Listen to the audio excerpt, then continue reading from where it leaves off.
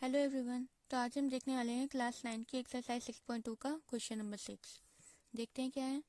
In the figure में P Q and R S, P Q और R S are two mirrors, दो mirrors हैं placed parallel to each other, जो कि एक दूसरे के पैरेलल में रखी हुई हैं। फिगर में दिया हुआ है कि पी क्यू और आर एस दो मिरर्स हैं जो कि एक दूसरे के पैरेलल में रखी हुई हैं। फिर क्या है, एन इंसिडेंट रे, एक इंसिडेंट रे है ए बी, ठीक है, strikes the mirror P Q, जो कि मिरर पी क्यू का क्या कर रही है, स्ट्राइक कर रही है। स्ट्राइक करी मतलब मिरर पी क्यू पर टकरा रही है एट बी, बी पॉइंट पर। ये एक रे है ए बी जो कि मिरर पी क्यू के पॉइंट बी पर क्या हो रही है, स्ट्राइक कर रही है, टकरा रही है। फिर क्या हो रहा है, द रिफ्लेक्टेड रे, फिर जब वहां से टकराती है तो फिर यहाँ से वो रिफ्लेक्ट हो जाती है। रिफ्लेक्ट होकर क्या होता है, the reflected ray moves along the path B C. और ये जो रिफ्लेक्टेड रेस है ये क्या करती है, पाथ बी सी के अलोंग क्या करती है, मूव करती है।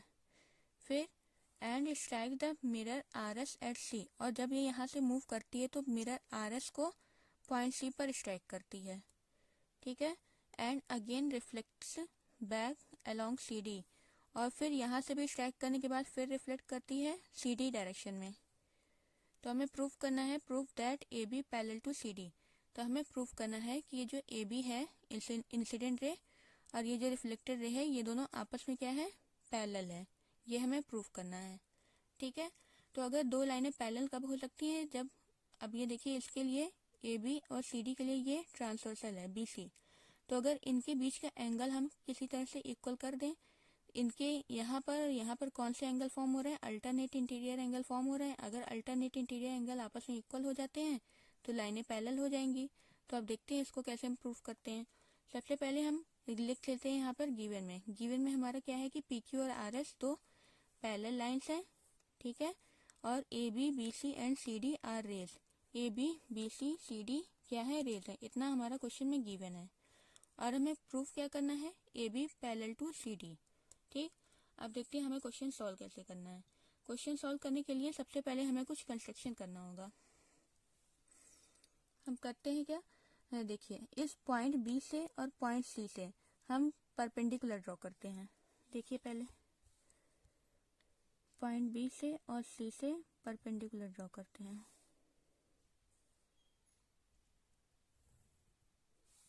ओके, इसका हम नेम दे देते हैं बी एम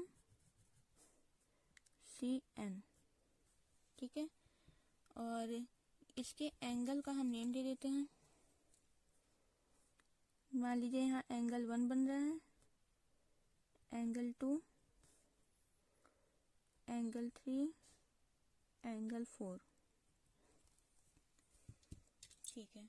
तो देखिए जरा हमने क्या किया, यहाँ पे परपेंडिकुलर ड्रॉ कर दिया। तो पहले हम कंस्ट्रक्शन में जो हमने किया उसको हम लिख लेते हैं।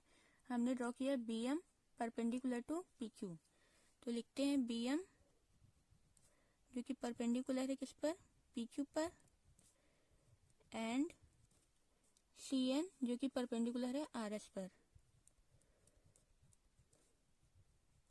ठीक है। इतना कंस्ट्रक्शन से हो गया। अब देखिए अब हम प्रूफ पर आते हैं कि अब हम इसको प्रूफ कैसे करेंगे कि दोनों लाइनें क्या हैं, पैरेलल हैं, ठीक है।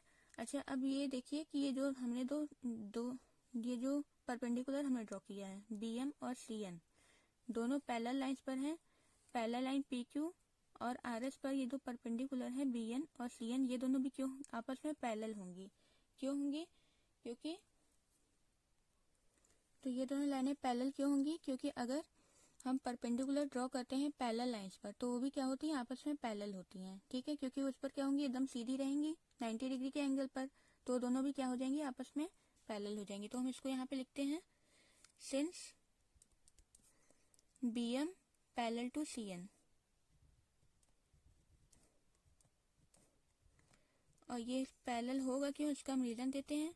क्या है रीजन, कि परपेंडिकुलर अगर हम पैरेलल लाइन पर ड्रॉ करें तो वो भी क्या होगी, पैरेलल होगी। तो यहाँ पे हम लिख देते हैं परपेंडिकुलर, ये परपेंडिकुलर की साइन है, ऑन पैरेलल्स आर पैरेलल, ठीक है। ये मैंने सिंबल रिप्रेजेंटेशन में लिख दिया, perpendicular on parallel are parallel, ठीक है। अब देखिए अगर ये दोनों लाइनें पैरेलल हैं, ठीक, तो BC क्या होगा, ट्रांसवर्सल होगा, और ट्रांसवर्सल के दोनों साइड में ये 2 और 3 ये दो एंगल बन रहे हैं, जो कि कौन से एंगल है, अल्टरनेट इंटीरियर। और अल्टरनेट इंटीरियर पैरेलल लाइंस पे जो फॉर्म होते हैं वो क्या होते हैं, आपस में इक्वल होते हैं। तो हम यहाँ से लिख सकते हैं angle 2 is equal to angle 3। तो लिख लेते हैं therefore angle 2 is equal to angle 3। ठीक, क्यों है ये, पहले इसको इक्वेशन 1 ले लेते हैं और रीजन देते हैं साइड में, alternate interior.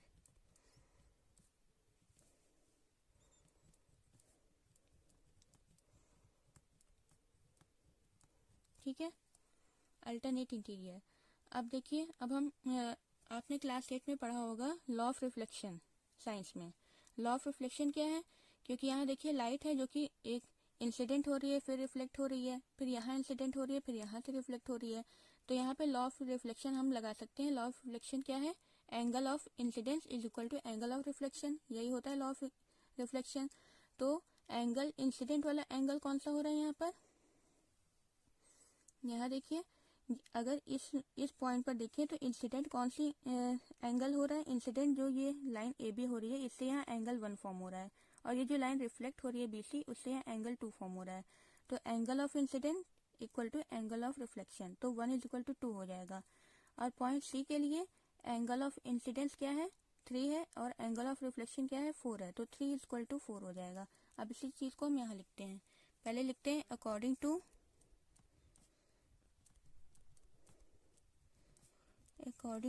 Law of reflection.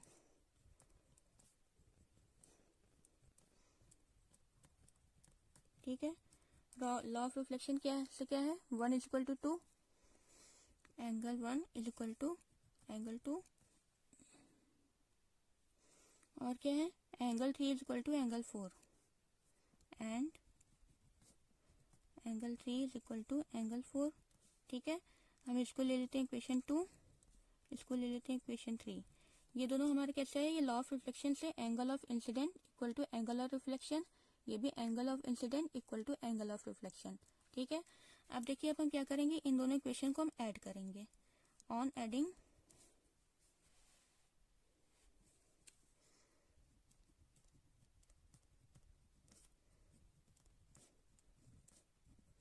Equation 2 and 3, 2 और 3 को ऐड करेंगे, क्या होगा, लेफ्ट हैंड साइड के साथ ऐड होगा, राइट हैंड साइड के साथ ऐड होगा। तो इसको हम लिख सकते हैं 1 + 3 is equal to angle 2 plus angle 4। ठीक, इतना है। अब जरा देखिए हमारा इक्वेशन 1 क्या है, एंड इक्वेशन 1 से क्या है, 2 इज इक्वल टू 3 है और 3 इज इक्वल टू 2 है।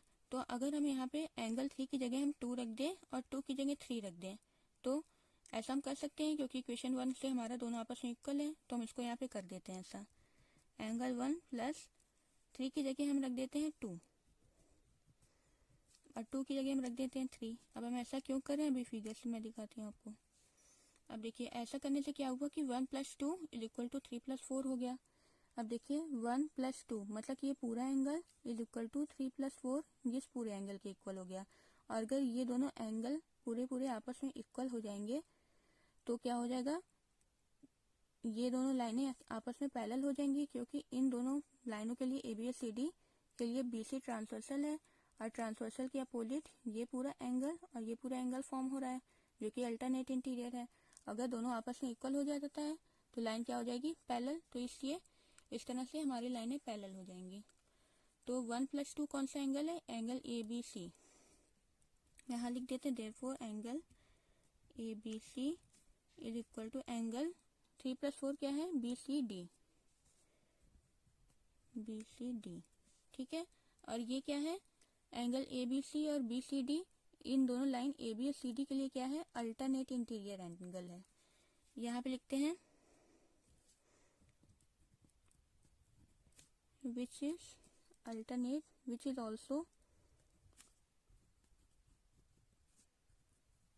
alternate interior।